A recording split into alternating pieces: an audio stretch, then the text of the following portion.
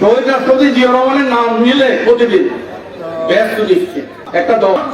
উনি দেশের জনগণের সাথে হটকারিতা করেন নাই, দেশের জনগণের সাথে প্রতারণা করেন নাই, দেশের মাটির সাথে উনি প্রতারণা করেন, দেশের জনগণকে মুক্তিযুদ্ধে যুদ্ধ করেছেন, দেশ পুনর্গঠন করেছেন, পুনর্নির্মাণ করেছেন, দেশকে অর্থনৈতিকভাবে স্বাবলম্বী করেছেন।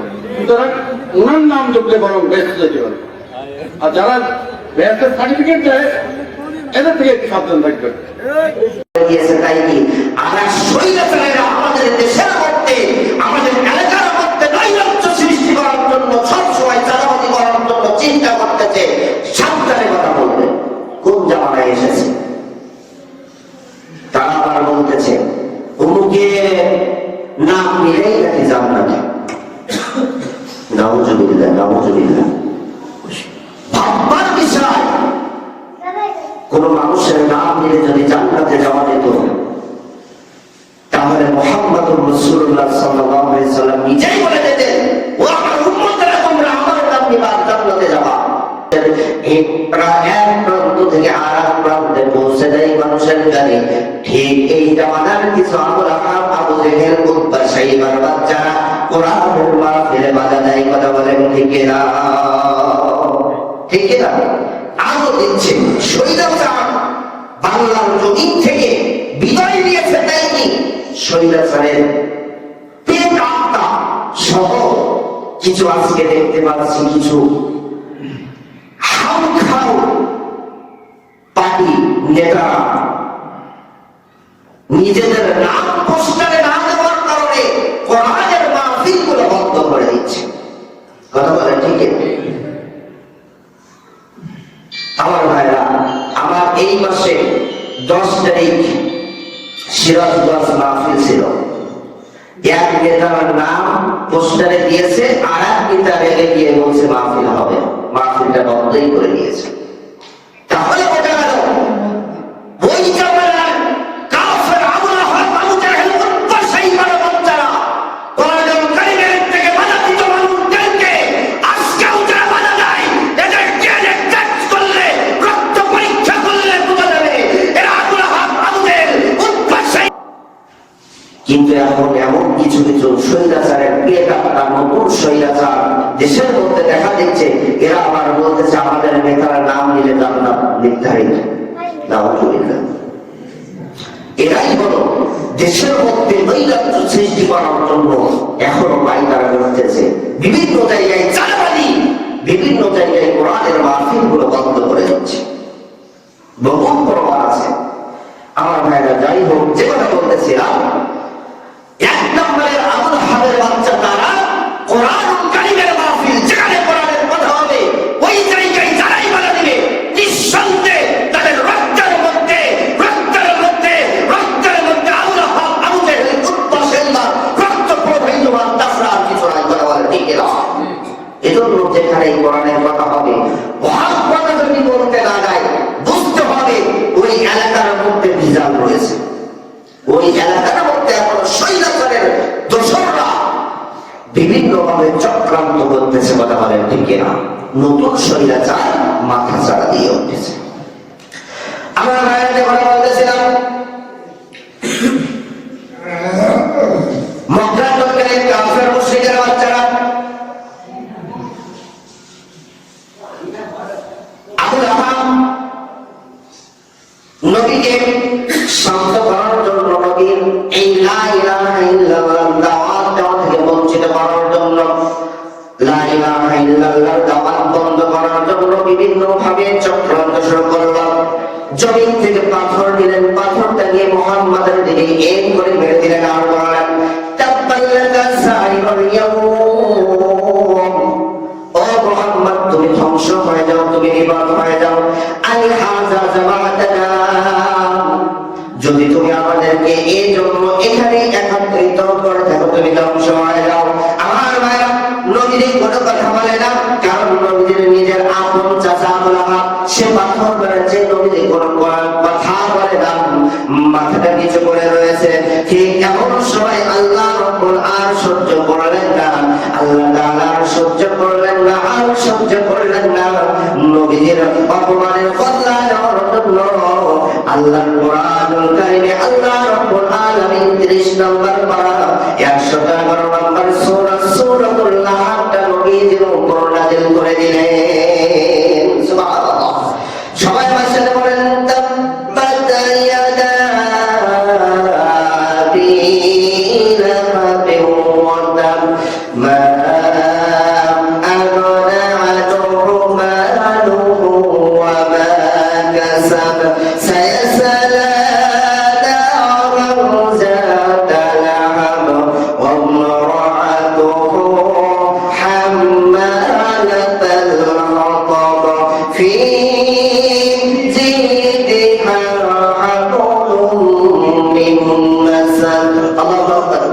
যখনই সূরাতুল লাহাব নাযিল হয়ে গেল, আল্লাহর খেলা শুরু হয়ে গেল। মক্কার যারা ঈমান আনে নাই, মক্কার মধ্যে যারা এখনো কোরআনের পথে আসে নাই, ইসলাম ধর্ম গ্রহণ করে নাই, তারা মক্কার রাস্তাঘাটে, মক্কার আনাচে-কানাচে, মক্কার হাট বাজারে সব জায়গায় সূরাতুল লাহাব পড়তে শুরু করে দিল। সুবহানাল্লাহ। আমার ভাইরা, মক্কার মানুষেরা যখন সূরাতুল লাহাব পড়তে শুরু করলো, ঠিক এমন সময় এক কান করতে করতে নবীজির আপন চাচি নবীজির আপন চাচা আবু লাহাবের স্ত্রী উম্মে জামিলের কাছে যখন চলে গেল, উম্মে জামিল তেলে বেগুনে চলে উঠলেন, জমিন থেকে একটা পাথর নিলেন, বিশাল বড় একটা পাথর নিলেন, আর অঙ্গীকার করলেন, শপথ করলেন যে আমি এই পাথর দিয়ে মুহাম্মদকে রক্তাক্ত করব, আমি এই পাথর দিয়ে মুহাম্মদকে আঘাত করব, আমি এই পাথর দিয়ে মুহাম্মদকে মেরে ফেলব। আমার ভাইরা, এই অঙ্গীকার করে, এই শপথ করে মুহাম্মদকে মারার জন্য মুহাম্মদের আপন চাচি আবু লাহাবের স্ত্রী উম্মে জামিল রওনা দিলেন। এই যে নবী মুহাম্মদ রাসূলুল্লাহ সাল্লাল্লাহু আলাইহি ওয়াসাল্লাম আবু বকরকে নিয়ে মসজিদে নববীতে তিনি বসেছিলেন। সুবহানাল্লাহ। আমার ভাইরা, আবু বকরকে নিয়ে নবীজি যখন বসেছিলেন, ঠিক এমন সময় উম্মে জামিল দূর থেকে যখন আসতেছে হাতে পাথর নিয়ে, আবু বকর দেখতে পেলেন, নবীজির সাহাবী আবু বকর যখন দেখতে পেলেন, নবীজিকে ডাক দিয়ে বললেন, ইয়া রাসূলুল্লাহ, ইয়া হাবিবাল্লাহ, ও আল্লাহর রাসূল, ওই যে আপনার আপন চাচি উম্মে জামিল হাতে পাথর নিয়ে আসতেছে, বিশাল বড় পাথর, ওই পাথর দিয়ে আপনাকে আঘাত করবে, রক্তাক্ত করবে, হয়তো আপনাকে মেরে ফেলতে পারে। ও নবীজি, আপনি নিরাপদ জায়গায় চলে যান, আপনি নিরাপদ জায়গায় চলে যান। নবী মুহাম্মদ রাসূলুল্লাহ সাল্লাল্লাহু আলাইহি ওয়াসাল্লাম মুস্কি একটা হাসি মেরে ডাক দিয়ে বললেন, ও আবু বকর, ও আবু বকর, তুমি চিন্তা করো না, টেনশন করো না, টেনশন করো না, আমি কথা দিলাম উম্মে জামিল আমাকে দেখতে পাবে না। সুবহানাল্লাহ। কি বললেন? আল্লাহ বলেন, উম্মে জামিল আমাকে দেখতে পাবে না। আমার ভাইরা, কিতাবের মধ্যে পাওয়া যায়, তাফসীরের মধ্যে পাওয়া যায়, নবী মুহাম্মদ রাসূলুল্লাহ সাল্লাল্লাহু আলাইহি ওয়াসাল্লাম ঠিক ওই সময় সূরাতুল ইয়াসিনের 1 থেকে প্রথম 9 আয়াত তেলাওয়াত করলেন। যারা আমার সাথে যারা পারেন সবাই আমার সাথে পড়ে নিয়ে সিন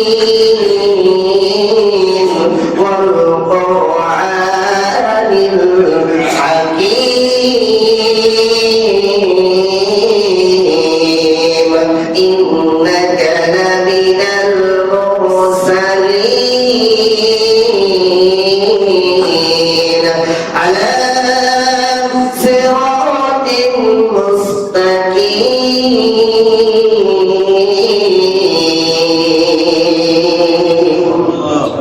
এভাবে নবী মুহাম্মদ রাসূলুল্লাহ সাল্লাল্লাহু আলাইহি ওয়াসাল্লাম ওই জায়গায় এই সূরাতুল ইয়াসিনের 1 থেকে প্রথম 9 আয়াত যখন তেলাওয়াত করা শেষ হয়ে গেল, নবী মুহাম্মদ রাসূলুল্লাহ সাল্লাল্লাহু আলাইহি ওয়াসাল্লাম চতুর্দিকে ফু মারলেন। আমার ভাইরা বলেন তো শরীর, যে জায়গায় কোরআন তেলাওয়াত করা হয় ওই জায়গায় কাফের মুশরিকেরা, ওই জায়গায় যারা কোরআন বিরোধী, তারা কি ওই কোরআন পড়নেওয়ালা ব্যক্তিকে দেখতে পায়? আরো বলেন, দেখতে পাই না। যারা কোরআনের বিরোধিতা করেন, যারা কাফের মুশরিক, তারা কখনো কোরআন নবীজিকে ওই জায়গায় দেখতে পাবে না।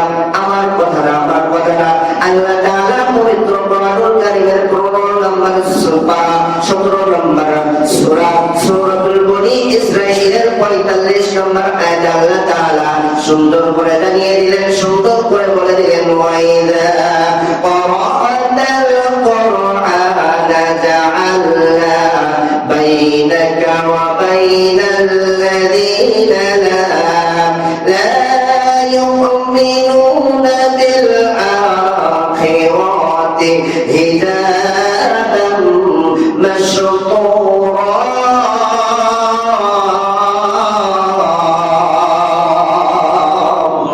আল্লাহ তাআলা সুন্দর করে জানিয়ে দিলেন, বলে দিলেন, যেখানে কোরআন পড়া হয় ওই জায়গায় কোরআন পড়নেওয়ালা ব্যক্তি আর কাফের মুশরিকদের মধ্যে আল্লাহ রাব্বুল আলামিন একটা অদৃশ্য পর্দা তৈরি করে দেন। সুবহানাল্লাহ বলেন। আমার ভাইরা, কেমন অদৃশ্য পর্দা তৈরি করে দেন লক্ষ্য করেন, খেয়াল করেন, মনোযোগ দিয়ে শোনেন। নবী মুহাম্মদ রাসূলুল্লাহ সাল্লাল্লাহু আলাইহি ওয়াসাল্লাম যখন সূরাতুল ইয়াসিনের 1 থেকে প্রথম 9 আয়াত তেলাওয়াত করেন, চতুর্দিকে ফু মারলেন, ঠিক ওই সময় ফু মারা শেষ। আমার ভাইরা, ঠিক ওই সময় নবীদের চাচি আপন চাচি উম্মে জামিল হাতে বিশাল বড় পাথর নিয়ে ওই জায়গায় উপস্থিত হয়েছে নবীকে মারার জন্য। আমার ভাইরা, আবু বকরকে ডাক দিয়ে বললেন, ও আবু বকর, তোমার বন্ধু, তোমার সঙ্গীর সাথে আব্দুল্লাহর বেটা মুহাম্মদ কই? ওই আব্দুল্লাহর বেটা মুহাম্মদ নাকি আমার স্বামীর বিরুদ্ধে কবিতা আবৃত্তি করেছে, কবিতা রচনা করেছে। এই যে পাথর নিয়ে এসেছে মুহাম্মদকে আঘাত করব, এই পাথর দিয়ে মুহাম্মদকে মারব, এই পাথর দিয়ে মুহাম্মদকে রক্তাক্ত করব, মেরে ফেলব। ওই সে মুহাম্মদ কই, কই মুহাম্মদ কই? আবু বকর ডাক দিয়ে বললেন, ও উম্মে জামিল, শোনো শোনো শোনো শোনো, আমার নবীজি কখনো কোনো কথা নিজের থেকে বলে না। আমার নবীজি যাই বলে সেটা আল্লাহর তরফ থেকে বলে। সুবহানাল্লাহ। আমার ভাইরা, উম্মে জামিল এই কথা যখন শুনলেন, নবী মুহাম্মদ রাসূলুল্লাহ সাল্লাল্লাহু আলাইহি ওয়াসাল্লামকে যখন দেখতে পেল না, ঠিক এমন সময় উম্মে জামিল ডাক দিয়ে বললেন, ও আবু বকর, তুমি শোনো, তুমি তোমার বন্ধু আব্দুল্লাহর বেটা মুহাম্মদকে সাবধান করে দিও, সাবধান করে দিও, সে যেন আমার স্বামীর বিরুদ্ধে আর আমার বিরুদ্ধে এরপরে যদি কোনো কবিতা আবৃত্তি করে, কবিতা রচনা করে, এই পাথর কিন্তু আর বাড়ি যাবে না। এই পাথর দিয়ে মুহাম্মদকে কিন্তু আরেক করে মেরে ফেলবো। নাউযুবিল্লাহ বলেন। অতএব বোঝা গেল, নবীজি যখন কোরআনের দাওয়াত দিলেন, ইসলামের দাওয়াত দিলেন, যখন লা ইলাহা ইল্লাল্লাহর দাওয়াত দিলেন, ঠিক ওই সময় নবীজির আপন চাচি আবু লাহাবের স্ত্রী উম্মে জামিল পাথর নিয়ে মারতে আসলেন। ঠিক আজকে নবী নাই, নবীর উত্তরসূরি নাইবে নবী, কোরআনুল কারীমের পাখিগুলো যখনই এই কোরআনের দাওয়াত দেয়, ইসলামের দাওয়াত দেয়, লা ইলাহা ইল্লাল্লাহর দাওয়াত দেয়, ঠিক তার এলাকার কিছু পাখি নেতারাও তাদেরকে মেরে ফেলার জন্য বিভিন্ন ভাবে চক্রান্ত করে। কথা বলে ঠিক না? এই কাজগুলো যারাই করবে, আলেমদের নিধন করার জন্য, আলেমদেরকে শেষ করে দেওয়ার জন্য, আলেমদেরকে গ্রেফতার করার জন্য চক্রান্ত যারাই করবে, আলেমদের নামে মিথ্যা অপবাদগুলো যারাই দেবে, বুঝবেন বুঝবেন এই জামানার পড়াই হলো আবু লাহাব, আবু জেহেল, উতবা, শাইবা, উম্মে জামিলের উত্তরসূরি ছাড়া আর কিছু না। কথা বলে ঠিক না? আমার ভাইরা, উম্মে জামিল আবু বকরকে শাসিয়ে, নবীকে শাসিয়ে ওখান থেকে চলে গেলেন। নবীজিকে টের পেলেন না, দেখতে পেলেন না, কিন্তু নবীজি কোন জায়গায় বসে রয়েছেন? আরো যারা বলেন, আবু বকরের পাশে বসে রয়েছেন। আবু বকরকে দেখতে পেলেন, কিন্তু নবীজিকে দেখতে পেলেন না। আল্লাহু আকবার। আরো যারা বলেন আল্লাহু আকবার। এটা কিসের মুজিজা? কোরআনুল কারীমের মুজিজা। কিসের মুজিজা? কোরআন। আরো যারা বলেন, আমার ভাইরা, কেমন মুজিজা এগুলো লক্ষ্য করেন।